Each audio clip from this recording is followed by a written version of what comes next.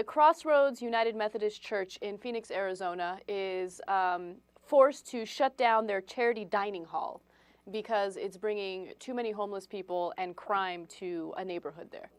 Mm-hmm. And now we have this video, right, of the local news story. And God, as you watch this thing, think about what would Jesus do, right?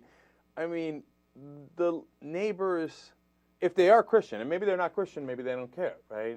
But if they're Christian, they have fundamentally misunderstood the point of Christianity. So let's watch. There are serious questions tonight about whether Valley Ministries will have to cut back on charity work after a judge ordered one local church to stop feeding the homeless. 3TV's Ryan O'Donnell joins us live in Phoenix to explain this. Ryan? Yeah, good evening, Beverly. Here's what the church has been waiting for. A 19-page document here inside describing why Crossroads Church here is not allowed to feed the homeless on campus. Now, it's a devastating blow to the church's pastor. Very surprised by this decision and very surprised that there would be this backlash of, no, you can't do that. What Pastor Dottie Escobedo Frank and her church can't do is feed the homeless and the poor, something they've been doing now for about a year on campus. That's a no-brainer. This is church. Church is not just thinking or feeling emotional, it's acting. And that's what our faith is about. But complaints of a number of homeless people seen sleeping and loitering in nearby alleyways, trash and feces left behind on people's property, and an increase in vandalism and burglary have caused residents to file complaints. Zoned residential, by law, Crossroads isn't supposed to feed the homeless. Pastor Escobedo Frank argued the city's ordinance was against First Amendment rights and lost. But keep this in mind, this law goes for any residentially zoned church in the city of Phoenix, not just Crossroads. What are we going to do? We serve the homeless. I said, you serve whoever your neighbors are. Our neighbors are homeless right now. Artie Zent says Grace Lutheran Church dishes out pancakes every week for the homeless. Her church can be cited, and if they don't stop, someone could even go to jail. It's hard to think that we would have to give up doing this ministry, because probably 50 to 60 of the people that come for the breakfast stay for the worship service. With the holidays approaching, Pastor Escobedo Frank says this ruling also comes at one of the worst times of the year. It's ironic, right? We're going to be feasting while the church has been told you can't feed those who can't even eat. And we'll go and gorge ourselves on Thanksgiving Day. Listen, if I'm a neighbor, I get the concern. I really do. Okay, you're going to have homeless people wandering around, and they claim that the robberies have gone up. Again, I don't know if that's true or not, et cetera. But maybe I'm a selfish guy, and I'm not a Christian, right?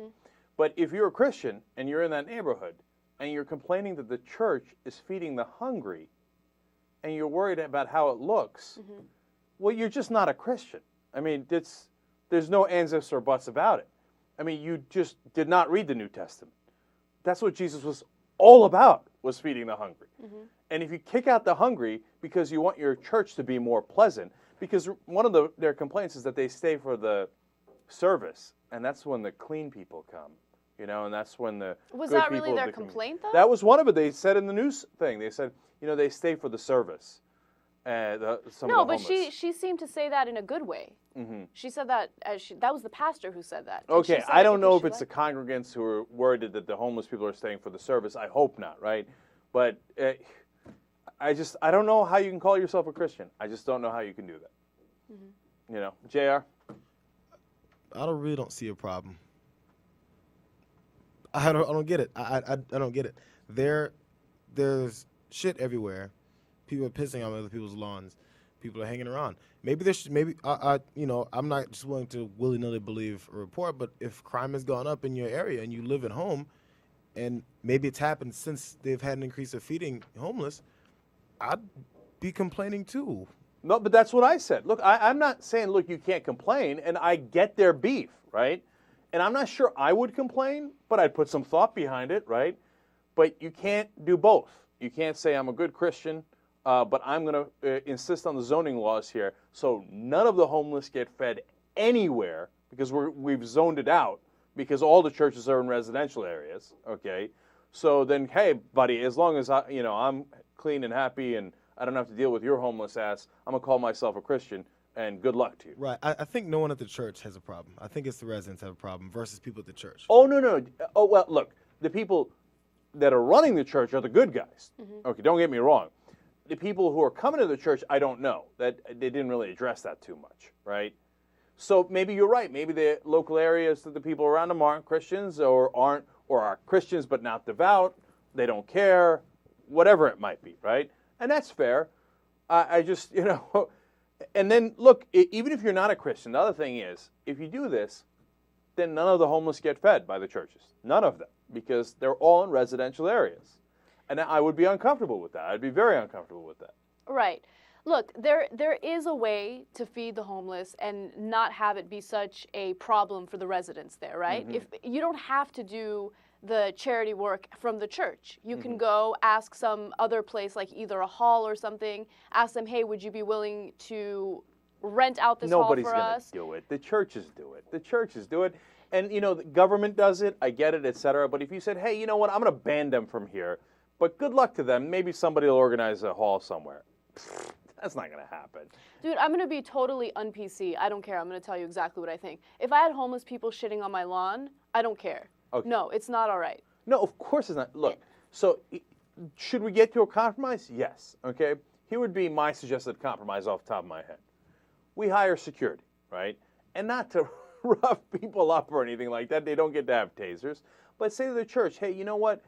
You're doing God's work. We love you for it. We're just going to hire a security guard to make sure that they stay within the perimeter of the church, within the church grounds, right? And then in which case, then you can continue, right? Don't take it the wrong way. We're doing this so that you can continue your service. You see what I'm saying? But they don't get to go outside the church area, with the time that they're getting fed. Maybe that's unrealistic, but that's something I'd try rather than banning it. JR?